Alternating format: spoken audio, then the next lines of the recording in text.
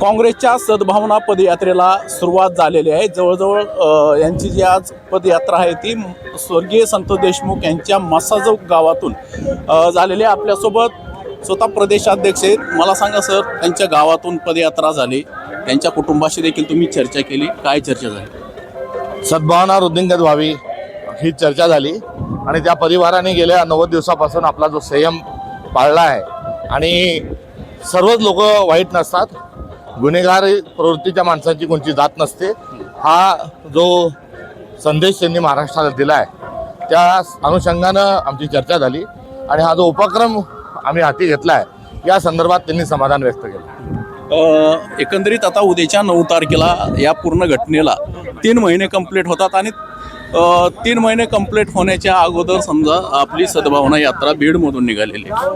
हो, सद्भावना बीडमधून निघालेली आहे, 90 दिवस झालेले आहे आणि आज रोजी सगळ्यात महाराष्ट्राला सगळ्यात जास्ती जर कशाची आवश्यकता असेल तर ती सद्भावनेची आणि ते कर्तव्य आम्ही बजावत आहोत। एकीकडे वेगवेगळे आरोप होत आहेत यांच्यावरती, धनंजय मुंडेंवरती देखील। ह्याचे जेव्हा घटनेचे ज्यावेळेस हे सगळे फोटोज व्हिडिओज बाहेर आले त्याच्यानंतर पूर्ण महाराष्ट्रामध्ये याचा उद्रेक झाला आणि त्याच्यानंतर अधिवेशनाच्या अगोदर हा त्यांचा राजीनामा देखील झालेला होता। राजीनामा मागण्याचं कारण हे होतं की मंत्र्यांचा दबाव तपास यंत्रणेवर पडतोय म्हणून त्यांचा राजीनामा नैतिकतेच्या आधारावर मागितला जात होता। मात्र चार्जशीट दाखल झाल्यावर राजीनामा देणं हे हास्यास्पद आहे आणि त्यांनी जो काही प्रभाव टाकायचा असेल तो त्यांनी चार्जशीटवर टाकलाच असेल। मात्र फोटो व्हायरल झाल्यामुळे आता लोक मंत्रालयात घुसतील आणि आपल्याला पळता पळता भुई थोडी होईल या भयातून हा राजीनामा झालेला आहे। एकंदरीत बीड जिल्ह्यामध्ये सातत्यानं वेगवेगळ्या घटना समोर येत आहेत। एक बोक्या नावाचं देखील एक या ठिकाणी आष्टीचा खोक्या, तर त्याचा देखील व्हिडिओ व्हायरल झाला आणि त्याच्यानंतर हा जो कार्यकर्ता आहे तो सुरेश दसांचा निघाला, त्यांचा निकटवर्ती निघाला। आता अशा किती खोक्यानी येणार आहेत हे माहीत नाही।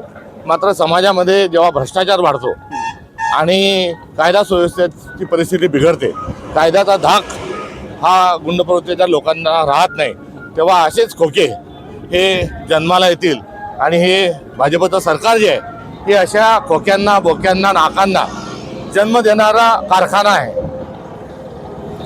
एकंदरीत या संतोष देशमुख प्रकरणातला एक आरोपी देखील अद्याप फरारच आहे, तो त्यांना पोलिसांना सापडत नाही।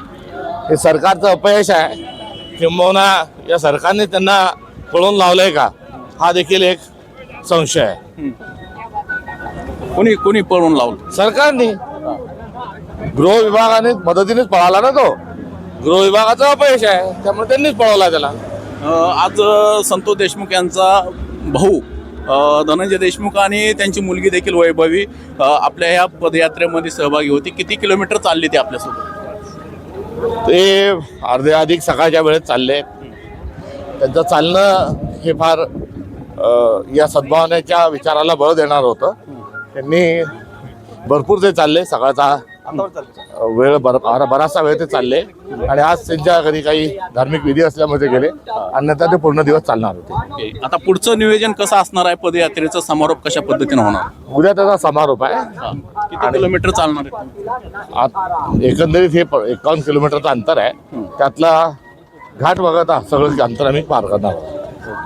तर निश्चितच आपण पाहू शकतात की ही जी पदयात्रा आहे ही पदयात्रा मसाजोग या गावातून सुरुवात झालेली आहे आणि ही जी पदयात्रा आहे ती निश्चितच हे जे वातावरण दूषित झालेलं आहे त्यासाठी ही पदयात्रा काढलेली आहे। रोहिदास हातागळे, मुंबई तक, मसाजोग, बीड।